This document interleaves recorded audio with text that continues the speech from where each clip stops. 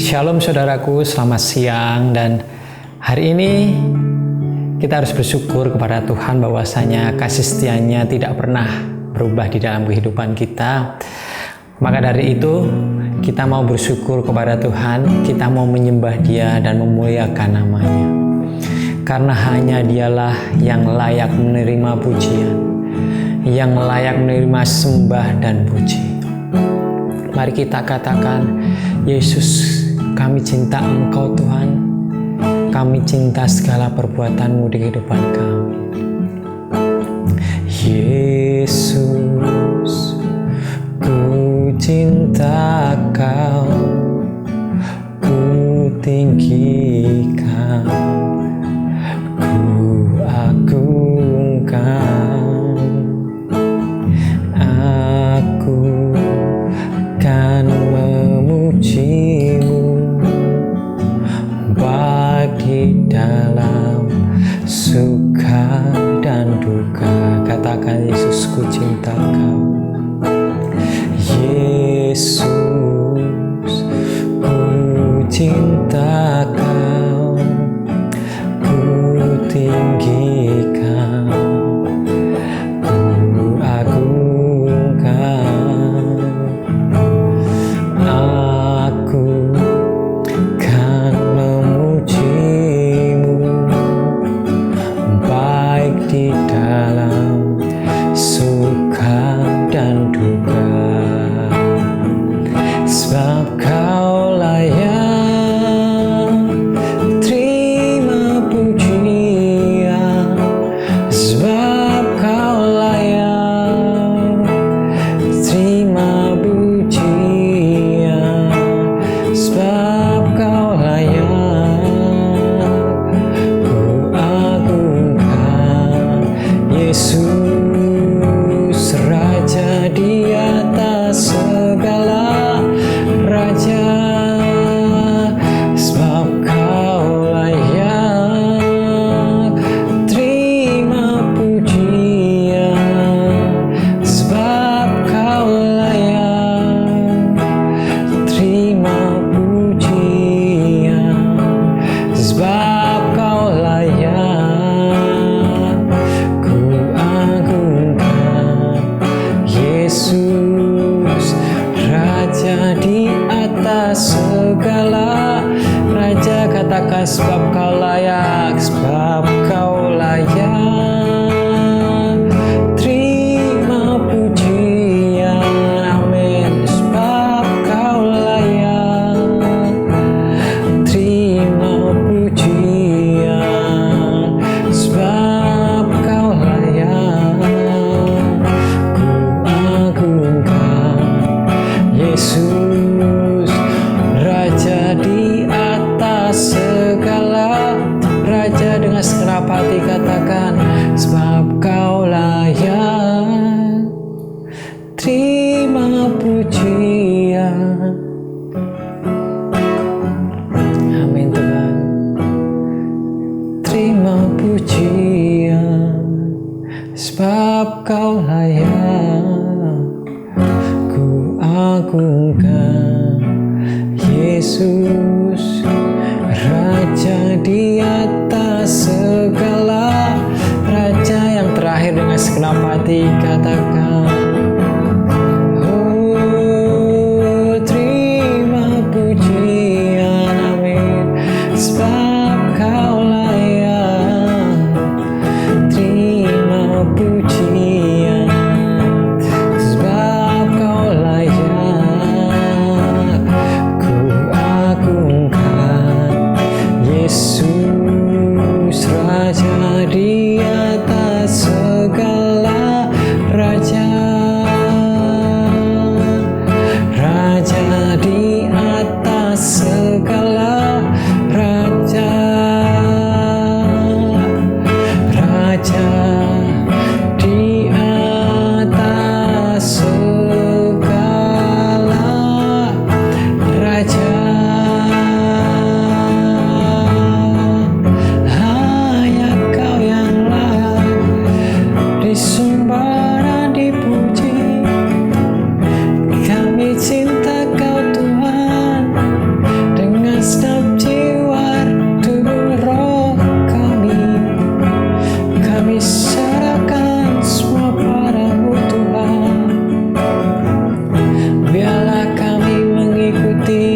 segala rancangan-Mu Tuhan, mengikuti segala perintah-Mu, biar kami berjalan dalam kebenaran.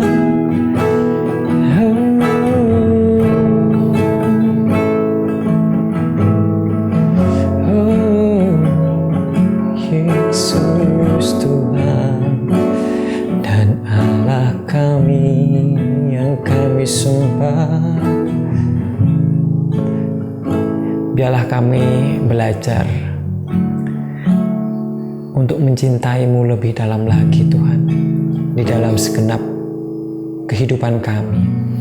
Biarlah kami tetap terus menyembah dan meninggikan nama-Mu Bapa. Terima kasih Yesus, terima kasih Allahku yang hidup.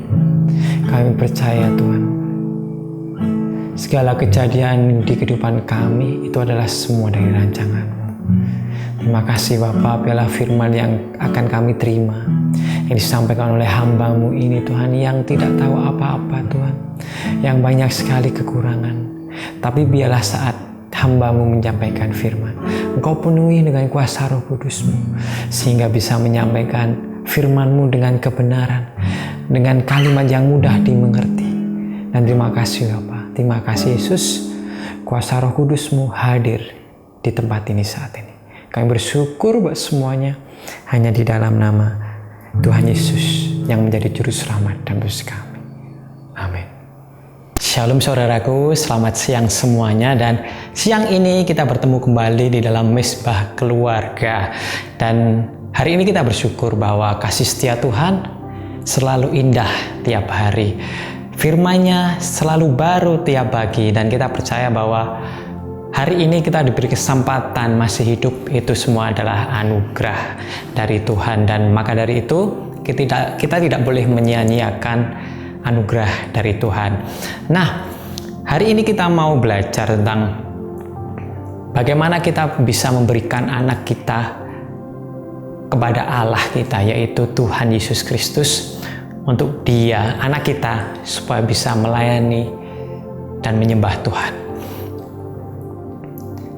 Nabi Obadjah, dia adalah suatu nabi yang mungkin tidak terlalu besar, tetapi apa yang diperbuatnya sangat berdampak besar bagi bangsa Israel pada waktu itu, karena di dalam apa yang Obadjah ini lakukan, dia adalah bisa menyelamatkan 100 nabi-nabi yang lain saat Raja Ahab dan Isabel melakukan pembantaian seluruh nabi.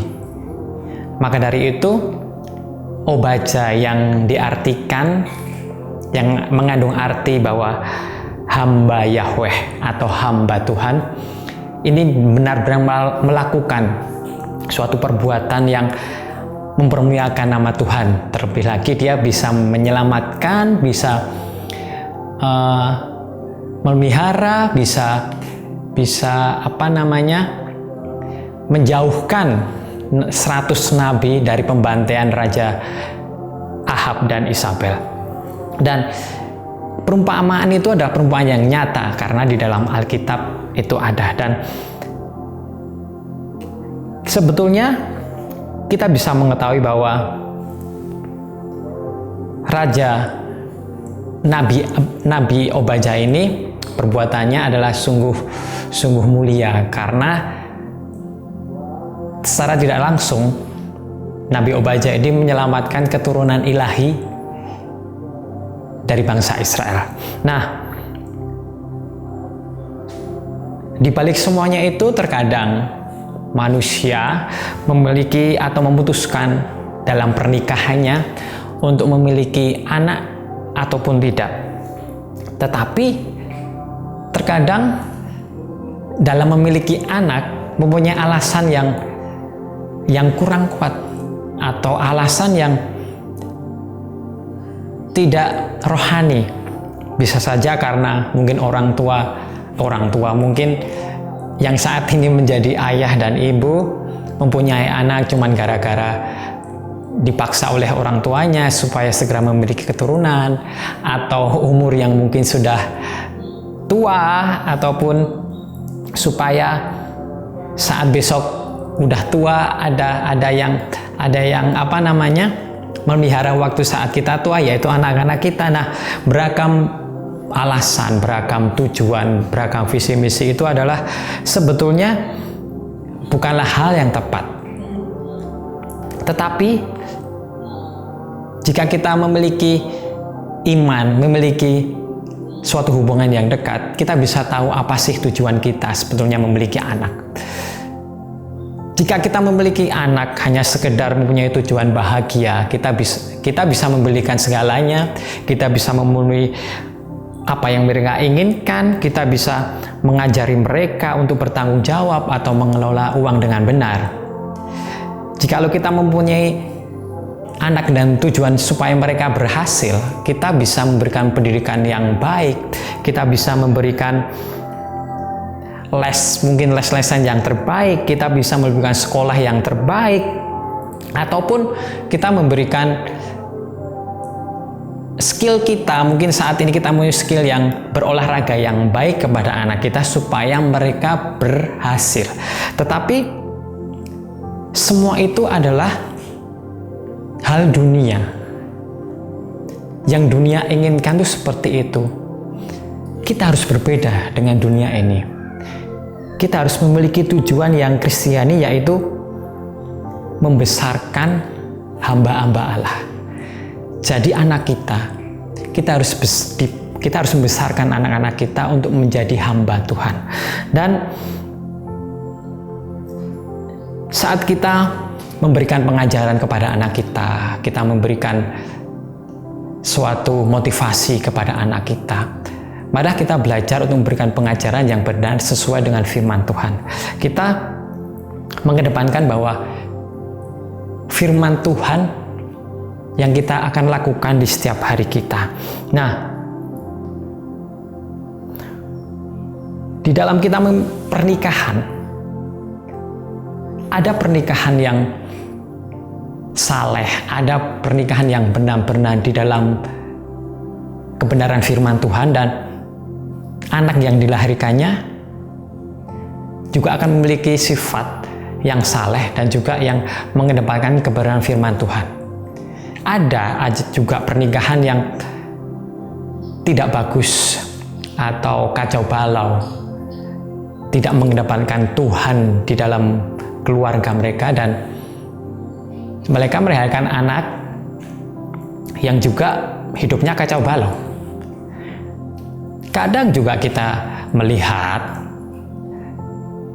suatu keluarga yang kelihatannya harmonis, suatu keluarga yang kelihatannya beragamawis ataupun kerohanian yang baik, tetapi anaknya kebalikannya, tidak seperti itu.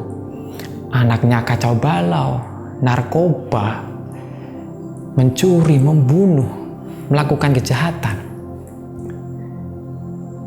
Mari saat ini kita mau belajar bahwa kita mempunyai tanggung jawab yang besar dalam kita membesarkan anak-anak kita. Bukan hanya seperti yang saya katakan tadi, bukan hanya kita memberikan yang terbaik bagi anak kita. Mungkin kita bisa mulai membelikan sesuai dengan keinginannya. Kita pengen anak kita berhasil, kita bisa memberikan sekolah yang terbaik, kita bisa memberikan fasilitas yang terbaik.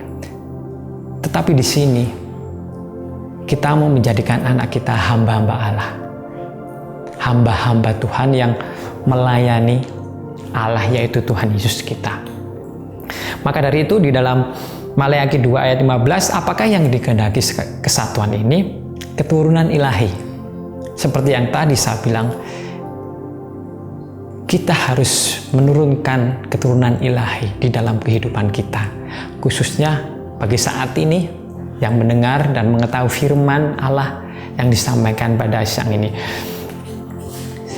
Ada beberapa teman saya yang memutuskan untuk tidak mempunyai anak, tapi belum nikah juga, tapi dia sudah dalam arti sudah takut untuk mempunyai anak karena mungkin akan ribet, karena dia tidak suka sama anak kecil dan tidak sepaham dengan suaminya, seperti itu, dan akhirnya belum nikah sampai sekarang.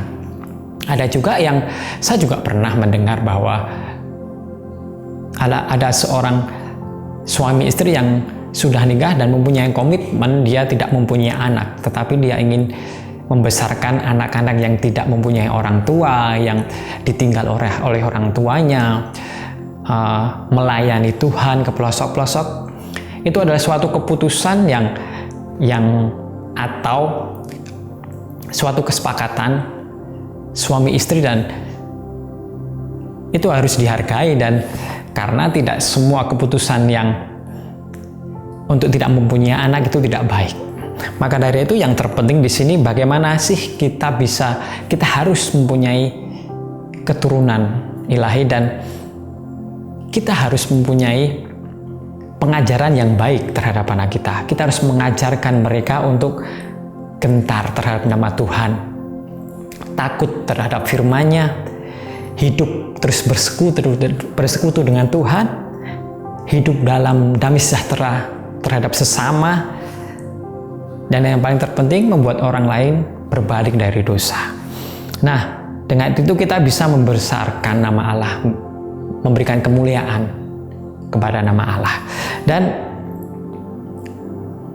suatu ketika pada perjanjian baru, Tuhan Yesus pada waktu itu di dalam Markus 9 ayat 19, pada waktu itu muridnya diberi kuasa untuk menyembuhkan orang sakit, untuk membebaskan orang yang terbelenggu oleh iblis. Pada waktu itu ada seorang anak muda yang dia kerasukan setan. Murid-muridnya tidak bisa membebaskan mereka. Akhirnya Tuhan Yesus turun tangan dan berkata, bawa anak itu kemari. Dengan berwibawa dan dengan kuasa, anak tersebut dibawa kepada Tuhan Yesus, dan akhirnya setan itu keluar. Dan kita di sini bisa menyimpulkan bahwa kita sebagai orang tua, kita harus membawa anak kita kepada Yesus Kristus, karena dialah jalan satu-satunya untuk bisa membuat anak kita menjalani kehidupan yang penuh dengan damai sejahtera, bisa melakukan suatu hal yang baik untuk sesama, bisa membuat orang untuk bertobat.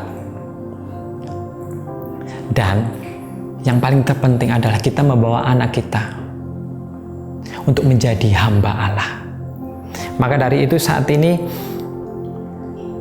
mari di dalam setiap doa kita harus membawa anak-anak kita ke dalam doa, supaya kita dimudahkan untuk mengajari anak kita, untuk memberikan contoh teladan yang baik kepada anak kita. Mungkin teman-teman akan terjadi suatu persoalan atau suatu ganjalan yang susah. Mungkin anak kita sih susah untuk diajarkan, mungkin pemberontakan akan terjadi, mungkin kebencian, mungkin penolakan atas apa yang akan kita ajarkan kepada anak kita. Tapi kita tidak boleh menyerah, karena itu adalah seni, karena itu adalah perintah Tuhan. Martin Luther mengatakan bahwa keindahan terbesar di dalam kehidupan kita adalah pekerjaan yang paling terhormat dan paling berharga, membawa anak-anak kita ke dalam Tuhan dan menyelamatkan jiwa. Anak kita juga jiwa yang patut diselamatkan dan patut dibawa ke hadapan Tuhan.